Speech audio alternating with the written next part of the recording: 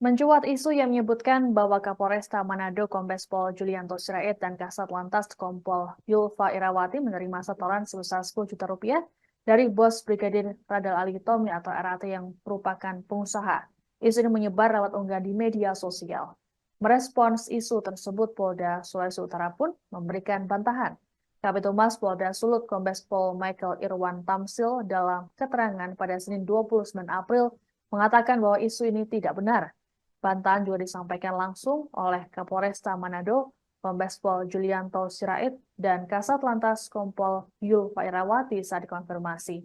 Kompol Yulfa mengatakan dirinya merasa heran dengan isu tersebut. Menurutnya, situasi ini dimanfaatkan oleh sejumlah oknum untuk membuat opini tak bertanggung jawab. Adapun saat ini, Kombes Julianto dan Kompol Yulfa sama-sama diperiksa oleh Propam Polda Sulut terkait kasus tewasnya Brigadir RAT. Pemeriksaan ini terkait dengan tugas Brigadir RAT sebagai ajudan pengusaha yang tidak memiliki izin sejak 2021 silam.